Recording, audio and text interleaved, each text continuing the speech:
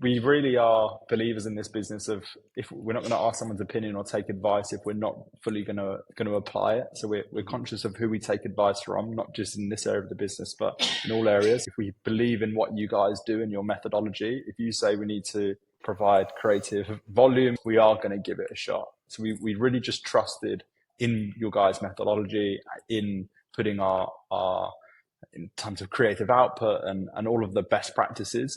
We went all in on it, and it worked, and we started to see results actually instantaneously. I know that might not be the case for everyone, but we were very fortunate in the position that we had some sort of low-hanging fruits which were easily picked up. Today's episode of the E-commerce Playbook is brought to you by ChargeFlow, the world's first automated chargeback recovery and prevention platform. Over 15,000 brands have already stopped handling chargebacks, leaving it to ChargeFlow's platform to win chargebacks for them on autopilot. Q1 is the peak season for chargebacks, with first-time customers and so-called friendly fraudsters who came from Q4 sales. They're starting to submit disputes. That's where ChargeFlow comes in.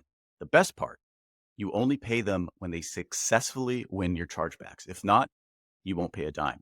So here's an exclusive offer for our listeners. Get your first 100 chargebacks handled absolutely free. Just download their app by going to chargeflow.io and enter code CTC100 after activation. That's chargeflow.io, code CTC100. Hey folks, welcome to another episode of the Ecommerce Playbook Podcast.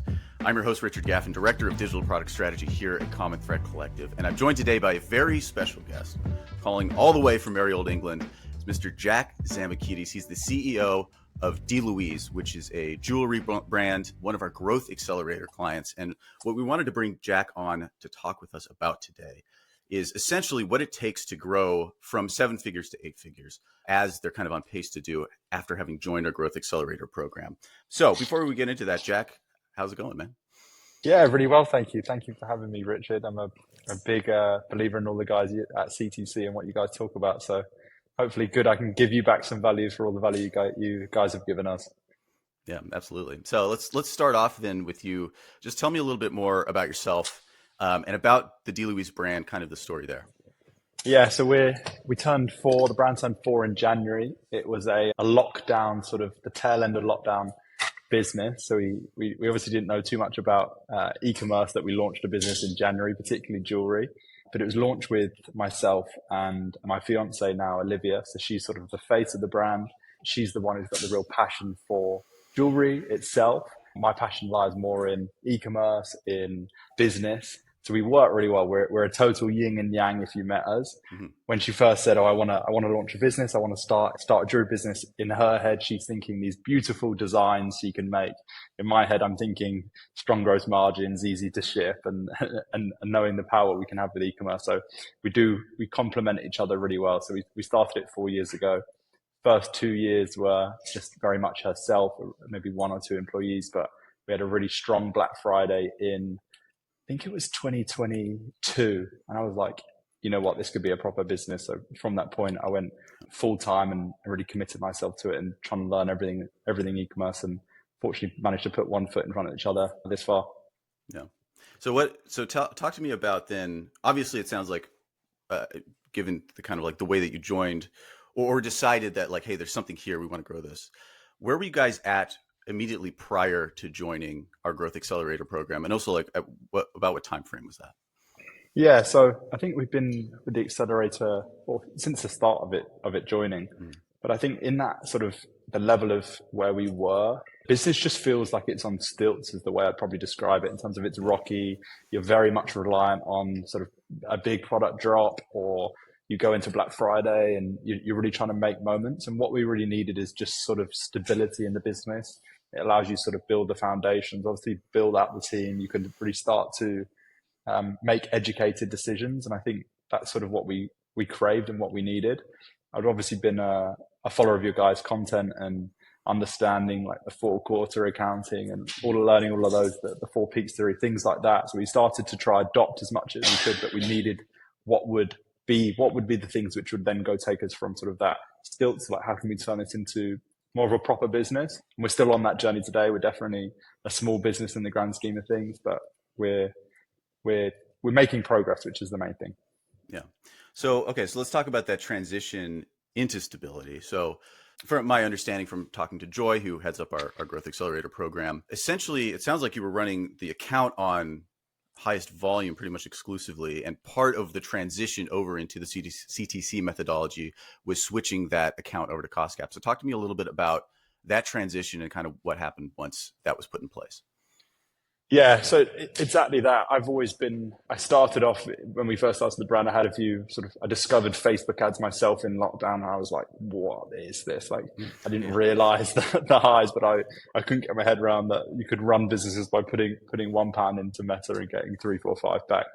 Yeah. Obviously, as you continue to scale, like starts getting a bit more complicated than that. But I was spending a lot of my time I call it in the trenches, trying to figure out all these things. And I was by no means an expert, and there's mixed opinions in the industry, but anyone who's had a conversation with Joy knows that his level of understanding, which is obviously aided by all of the work you guys do, second to none in terms of he knows everything there is to know. And I really put all of my faith into him, and I really trusted him. And I know we mentioned it just before starting this call. I actually flew all the way to India to give him my thanks and spend some time with him and really get to know him better on a personal level. But his level of detail, which he looks into things, is far superior to what I was able to do, just because I was trying to do so many different things in the business and trying to make sure we can operate smoothly in a fast growing company. It's not always the easiest. Yeah, no, that makes sense. So, and also a situation that I think a lot of entrepreneurs at that level find themselves in, of kind of having to juggle all of the balls, and it's difficult to find somebody who can actually handle that for you. So, okay, so it sounds like, so again, the first step in the transition period was shifting over to general CTC best practices. So, talk to me then about like what happened with the account once that was put into place. Yeah, so things just started going pretty well, in all honesty. Yeah. We really are believers in this business of, if we're not going to ask someone's opinion or take advice if we're not fully going to apply it. So we're conscious of who we take advice from, not just in this area of the business, but in all areas. So we're not going to go and have all these mixed opinions. If we believe in what you guys do and your methodology, if you say we need to provide creative volume, if you say, guys, we need to, we believe this would be a best practice against results, we are going to give it a shot. So we really just trusted in your guys' methodology, in putting our in terms of creative output and all of the best practices. We went all in on it, and it worked. Is the long and short of it. And we started to see results actually instantaneously. I know that might not be the case for everyone, but we were very fortunate in the position that we had some sort of low hanging fruits which were easily picked up. Yeah. So actually, it's interesting you bring that up, because part of what we say a lot on the podcast and just in our content generally is that scaling on Meta is a good solution for throwing fuel on a fire that's already exists rather than building it from the ground up. And so I think like a lot of the instantaneous success is probably due to the fact that you had a lot of things kind of handled before you actually switched over and kind of brought the Meta account into a best practices situation. So, and I think it's some of what's happened after kind of switching over to the Growth Accelerator has borne that out. So talk to me a little bit about particularly like your approach to growing that basis of organic revenue, even prior to us coming aboard. Yeah. So this was a big thing for us. And if you were inside these walls of our office, it's something we've been talking about sort of obsessively for the last 12 months. As like traditional, our business was built off performance marketing. It doesn't come naturally to me. And I'm like, I want to push all these platforms as hard as I can. So I had to sort of get my head around and I describe it as more like trying to plant seeds for the future. We went through that period where we did sort of bite the bullet and we were like, right, let's try and invest into it. We've got an amazing story with the brand. The brand's named after Liv's mother, who she sadly lost in 2017. So we've got an amazing story, and the story of Liv in her own is an incredible one and very inspiring. So a lot of it was just how we can try utilize that and use that not just to try and inspire. And as soon as we started storytelling, as soon as we started like simple things, but gifting, succeeding, all the basics, and really trying to apply it, we started, it's not almost instantaneous, but we're starting to reap those rewards now. I'm confident when we look at how we budget each year, we are allocating more dollars into that brand just to try grow our organic presence. But that's been the biggest focus for us and also the biggest unlock. Yeah. Okay, so let's talk about how that maybe interacts with putting some of the CTC best practices into place. So one of them is, of course, like we always talk about the 4 peaks of the marketing calendar and that type of thing. So talk about how you incorporated or how you thought about your marketing calendar or building that out once you started with the accelerator program. Yeah, there's a good story and an interesting one, but it was that I think we joined the accelerator. We had a good 2023. I think we joined the accelerator early 2024, and we knew organic was something we needed to do. We needed to get better at it. We needed to start driving more awareness around the brand, not just being so reliant on paid. So we had this crazy idea of what are all the things we can do? You know, we're a small business, but our budgets aren't actually massive. What are the things we can do? So Liv, who, as I mentioned, she's sort of the face of the brand and the co-founder. The hospice her mum was in, so sadly before she passed, is in Wales, which is in Cardiff is the town. And it's a 6 or 7, or I think it was a 7-day walk, doing a marathon a day. Oh, wow. So we raised money for the charity the hospice was in, with a target of about £15,000. And she walked every single day, and we got brand sponsors, and it got picked up in all, obviously, the newspapers, and we had customers join the walk, and they could tell their story if they've been through some sort of loss. The walk is called Walk and Talk. So people are talking about if they've had losses or been through something similar in their family, which is obviously happens to all of us. But it's something we're doing again. It actually starts on Monday next week, but this year it's bigger and better. Like Liv's been on the radio today talking about it. We've got Lululemon as a sponsor. We've been sort of use these like brand and storytelling to complement, and it hasn't required massive budgets and it hasn't required huge effort, but it's just trying to be creative. But that's an example of the walk actually ends on Mother's Day. Mother's Day is a huge period for all jewelry businesses because it's a great giftable product, but it's how we try to tie that into our Q1 peak coming out of the November, December period. So it's just trying to be really deliberate about what are the things we're going to do. Are we going to go after these things? But they're not always going to work. So fortunately, this one last year worked, and I'm very confident in this one. We've had a lot more traction, but as a new business, you have to take some risk. But if you can land it, the upside's normally worth it. Right. So give me some examples then of attempts at that didn't work. Yeah. Oh God, there's plenty. I think we're still on this lesson of learning. We have something internally we call the golden circle, and that golden circle it's if you imagine a Venn diagram, so 3 circles. In one, you've got storytelling. So this is like live storytelling. So it's a piece where we can storytell, whether that's an emotional, whether it's around Mother's Day and anything like that. The second is with the product. So if we actually have like product market fit, it's a product our customers generally want, whether that's in fashion or relates to them or in demand. And then last is if we just market that, like brand market that in the right way in terms of the images, the content's great. If we can nail in the middle of that sweet spot, then that's where the magic happens. It's not always easy, and we've released products in the past which maybe hasn't done as well as we originally thought, but equally we've been pleasantly surprised with other things. But it's about the combination of all of those 3 things coming together where that's where we win. If you're a D2C founder who's sick of losing chargebacks, then you'll love ChargeFlow. Their AI-powered system recovers chargebacks on autopilot, and the best part is that you only pay when they win your disputes. If not, you won't pay a dime. Ready to add bottom line revenue on autopilot? Get your first 100 chargebacks handled absolutely free. Just visit chargeflow.io and enter the code CTC100 after activation. So talk to me then about, just to stay on the topic of peaks. So I noticed, like, clicking through your stat list data, there was a peak in March, which is around Mother's Day, but I noticed that you guys did really well in July and August, which is, for most e-commerce brands, that's kind of the down season. That's the summer doldrums. Talk to us about what happened in July, August to keep revenue up. And not only up, it was pretty much a spike as well there. Yeah. So for us, we have, just bringing it back to the marketing calendar, we fortunately have the benefit of sort of mid throughout the summer. Our biggest USP with the product is that it is waterproof and it will never tarnish.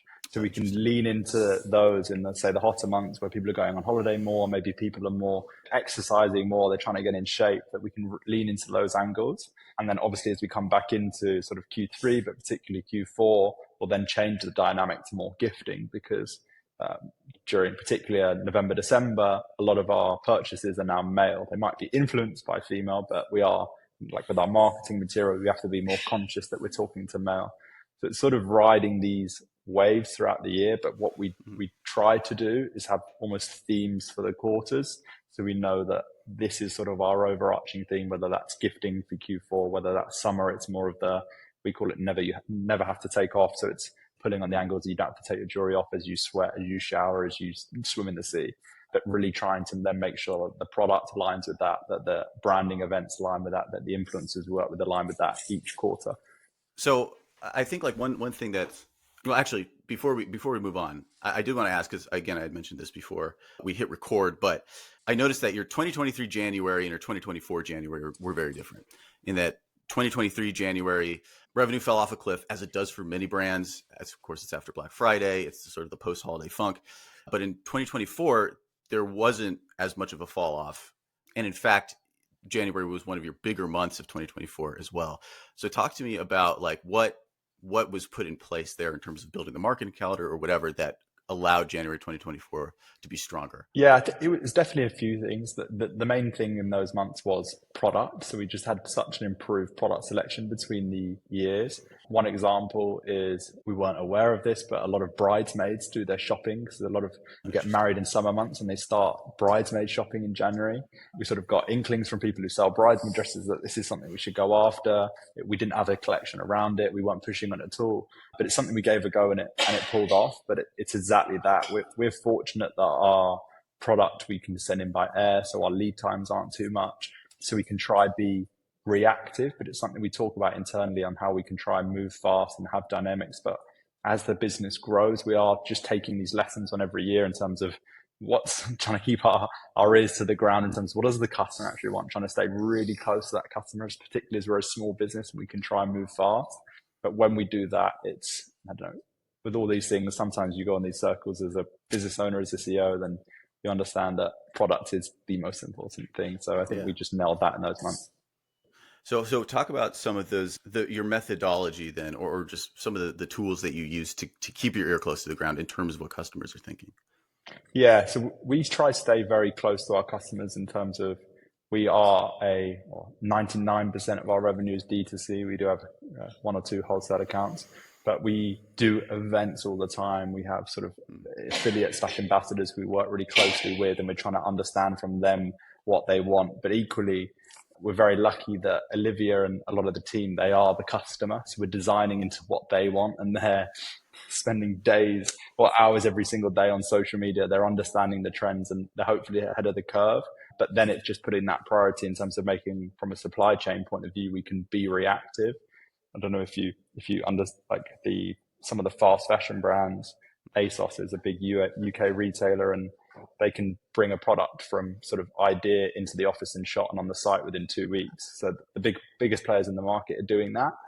We can't be that. We're not that fast, unfortunately, but it's about trying to really try and understand and try just catch that wave. It's easier when there's wind in your sail, as opposed to really trying to shell stuff people aren't interested in buying. Yeah. So speaking of that, like sort of speed of execution, this will be my segue into the next part of the conversation here, which is one thing that was really impressive to me when I was chatting with Joy a little bit about your brand, is your ability to produce creative at scale. So if you, as we mentioned, sort of CTC best practices and running your account on cost controls, one of the fundamental principles there is you have to have the creative volume to support the cost cap. Otherwise, your account isn't going to spend. And of course, your actual ad budget has like almost 10x or something. Is that correct? Yeah. No, 100%. So, and part of it is your ability to make, again, what sounds like thousands of creatives relatively quickly. So talk to us about how you produce creative. How do you pull it off? Yeah. I would like to say we've got it all figured out, but the probably like inside of a lot of brands, the process is constantly changing. At one point, I always think, "Oh, we've nailed it. This is it," and then for some reason at scale it breaks. But again, as you mentioned, it is a priority for us internally, and we're aware of sort of. You just have to look at our P&L and realize how big of a line item performance marketing is. That we should probably spend some attention here in trying to give you guys what you need to get the best results, or give the brand the best chance of succeeding. we use almost, I don't know, every tactic there is possible, whether that's seeding and then using that actual content, whether that's working with existing customers, using UGC, having a team of sort of video editors who are constantly making iterations of best performers. But I think the biggest unlock for us, we've only sort of started it in the last 12 months, where Olivia, we've sort of been storytelling about her own personal brand and building that alongside the existing brand, is when we need to shoot content with her, it can just be done here and now. And it's always the way that the best performing content is the one you don't think through. It doesn't have the absolute perfect hook. It's recorded on an iPhone on a selfie and you think that's never going to work. And then it ends up crushing it. So we do try and make we do understand what works and make educated guesses, but we're probably more than other brands willing to test ads. And we see performance as like exactly what it is, performance. We're not too brand sensitive. But it's been in our benefit, because if you were going to ask, we run post-purchase surveys, how did you hear of us? Normally the first touch point is some sort of meta ad. Yeah. So what does like the creative team look like that you have in the house? Good question. So we currently sit down as sort of like a marketing team. We've got a marketing lead who leads the process, and it's sort of just brain dumping all of the ideas. We have sort of a benchmark of how many concepts we want to produce each month, and it's sort of brain dumping ideas, seeing what's worked for us, seeing if we've got any other crazy ideas, and just trying to brief all of those out. We then have someone who will write all the briefs and find the creators if we're not already existingly working with them. So I suppose it's sort of like creative strategy, and then someone else writing the briefs based on what's existingly worked. But we do give creators a lot of creative freedom. We're not massively particular on, you have to say these words in this way. We want it to be as authentic as possible. From then inside, we've got a couple of video editors we work with, and a videographer, but all of those guys are pretty much full-time but freelance. And then it's just the delivery, and equally graphic design we have full-time just for statics. So it's a relatively small team, but we managed to get enough out there. But in my head all the time I'm thinking, let's just scale this harder. But as you continue to scale, I can understand how it gets more and more complex. Yeah. No, it's a difficult problem to solve. And I mean, it sounds like if you're making creative at the volume you are, you're doing pretty well. So talk to me about your answer to that question. Has me curious a little bit about, so to go back to the product development side, obviously you guys have the ability to pivot quickly with this particular product. What is the product design from like conception to execution to distribution? What does that look like for you? Yeah, so we do plan pretty far ahead, just to trying to be ahead of the curve and making sure that we can give sort of its product, it's like time to breathe and time to settle, but it's equally just trying to balance that with being reactive and with understanding, okay, well, there is demand, or particularly in jewelry, if you can look at the biggest players in the market, like the Cartiers, the Tiffany's, they normally they've got sort of 3 or 4 SKUs, which they absolutely nail. And, for Cartier, it's the love bangle. Tiffany, they've got these like little heart pendants. So it's just trying to understand, we are putting stuff out, but we do have a few SKUs or products which catch wind, and we really try push them from a marketing perspective. And then, I don't know, a good example for us is engraving, which we brought out, so people can engrave messages onto necklaces or bracelets. And I mean, if you can market that correctly around a Mother's Day, a Valentine's Day, you can normally win. But it's about everything aligning all at once. So, man, there's a couple of things we could dig into here. Joy, you mentioned 2 brand collabs that you guys, well, that's also part of your sort of organic. We've tried that out as well. Yeah. So how's that going? We've done a couple. I think fortunately, because of all the like organic work we've done around the brand, that people are more aware of us, and other brands are more willing because they can see hopefully the level of content and what we can do for them. It should be everyone should win out of them. We've definitely done, I think we've done 2, one of which was in January this year, and the previous one to that was December. Fortunately for jewelry, it's relatively easy to collab, whether that's changing a box or whether that's producing a special piece. But it's definitely, in my eyes, a great strategy because every party wins. I think the customer loves it, particularly if you can add some urgency in terms of making it limited to 100 pieces, or we released the piece in December, which is every piece at the 1 of 1,000. So it's sort of, once it's gone, it's gone. And it was in a special Christmas packaging box. So it was a great gift. So again, it's just trying to be clever and open about it, but you're seeing it at the top of the market with, I don't know, some of the streetwear brands collabing with Porsche or things like that, things which have never really been done before. The ones who are playing it well and executing it, it's like, whoa, it's powerful. So it definitely is possible. It's on our horizon. We've got a few really cool ones lined up for later this year, some of which I can't talk too much about, but it's definitely part of our strategy. And I would encourage anyone, if they can make it happen, or if they have any other brands on the horizon, like, give it a shot. Definitely. Yeah. Okay. So I want to move to this section of most pods. When I talk to Taylor, I usually like to end it with him giving pieces of advice, or like really specific practical pieces of advice. And so I think there's a few of those that we can dig out of this conversation. One is like, what's the biggest lesson that you've learned? Let's say since joining Growth Accelerator, since switching over to the CTC methodology, what do you feel like the biggest lesson that you've learned has been? I would say it's correctly positioning the marketing calendar in terms of if you have a clear understanding of, say, if you're running any particular promos, why you're running them, what the expected impact could be. But we've had months where we'll chat and Joy will sort of tell me, we've built it out in advance, but what our expected revenue would be and what our expected contribution margin would be. And I go, oh, if you're confident, we'll map out daily our expectations and how we'll go and achieve them. And you start thinking and problem solving. And then you end up with, do you know what I mean, less than a 5% delta. And you're like, how did you know? So, it's all in. I give the example to my team and we talk about it with Joy. It's the same as if you're trying to lose weight. Like, if you're getting on those scales every single day and seeing, okay, where are we down? Why are we down? Oh, well, conversion rate was lagging. Okay, well, why was conversion rate lagging? What can we do to quickly improve that? Or if we couldn't get the spend through on paid, what was the reason? Can we send an extra email to compensate for it? It's really working collectively. I think that's one thing we have done well is Joy is really part of the team. Everyone in the office knows about him and how he contributes, but it's all working together. It's not just staring at paid media and going, you need to do this. It's not just staring at email and going, you need to do this. And it's not just staring at the product team and going, you need to deliver this many products. It's not that simple. It's teamwork coming together, and when one's lagging, trying to help pull the other one up. So I think that's probably the one thing we've done I would say is a big unlock for a lot of brands. Yeah. So what you're alluding to then, which we haven't really talked about yet, is the way we approach forecasting and the way you guys are approaching forecasting now, which is one of the key parts of the CTC methodology, is building out a 12 to 24 month new customer acquisition and retention forecast. And the idea is to not only, so part of it is to hit that forecast or get as closely as possible to it, but then also to have some understanding of what's likely to happen, and then give you the ability to say, if we want to do better than this, or we want to improve on this forecast, here are the things that we need to do.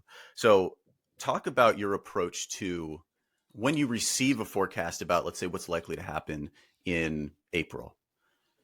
What's your thought process in thinking about breaking that, improving on it? And then how do you go about executing on attempting to, say, beat that forecast? Yeah, I think for me, those who follow Joy, they know that he posts everything on Twitter. So I'm always the guy who's trying to break it in the positive way, in terms of trying to get the best results possible. I know it's like a huge amount of data goes into it, and I've spent a bit of time trying to understand it, but I definitely don't understand it to the depths of him. But yeah, if you're not building out a forecast to that detail or that level, like, it is a total game changer for the business, just in terms of clarity of understanding of these are the goals and these are actually how you'll go and hit it. But when we're trying to, again, from the impression of to do what we've never done, we're going to have to, or to get where we've never been, we're going to have to do things we've never done. So our focus is just continuously, and our growth has come from just doing things better. So I think better typically equals bigger. So whether that's improving our emails, whether that's improving how we're launching product, whether that's improving sort of the hype before a promo period, every year, fortunately, the business is just getting better at, say, all of those things and trading the business, and that's leading to the growth. Obviously, we do have a few big swings, which we really go for and try to unlock, which some hit, some don't. So your forecasting can be difficult, but really just trying to incrementally get better sort of every single month and every single year has been our sort of growth trajectory. Whilst it has had some good spikes, it's been pretty steady, which makes it easier to run the business. Yeah. So I'm curious then, like, what was your approach to forecasting prior to joining Growth Accelerator? Good question. A bit more like just what number do we want to hit? Okay. I mean, I'm sure you guys have it all day long, but particularly with businesses who aren't maybe D2C first, where the CFO goes, okay, well, we need to double top line and then we need to spend less on paid. And they don't realize that's your biggest acquisition channel and that's not how paid works. So we were sort of taking educated guesses on what we thought, but they were exactly that. They were guesses. There wasn't enough sort of numerical data.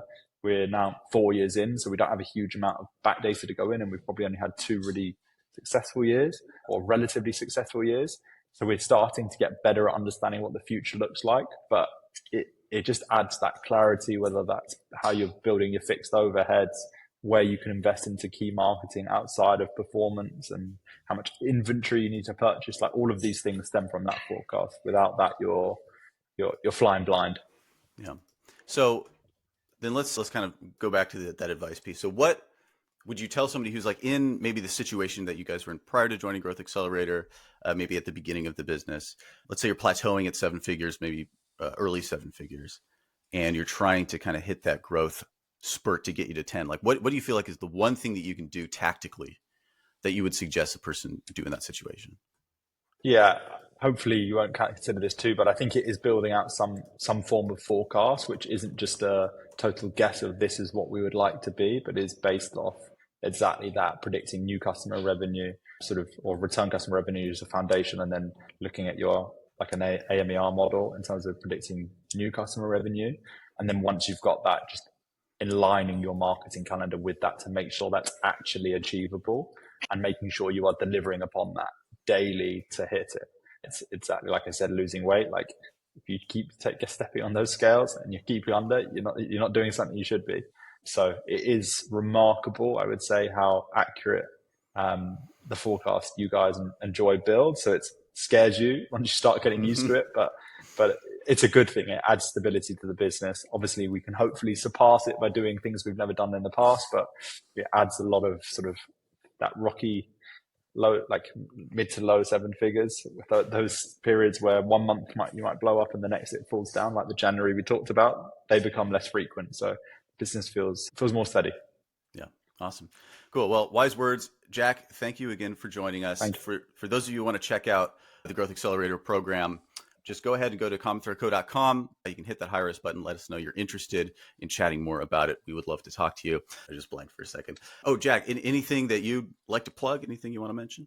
No, I think, check us out if you're in the market for jewelry. We've got a US warehouse as well. So we got half of our businesses out with you guys, and we're doing more events. We just did one in New York in February. So hopefully growing our presence there as well. Awesome. Cool. All right. Appreciate the time, Jack. And for everybody listening, take care. We'll talk to you again next week. See ya.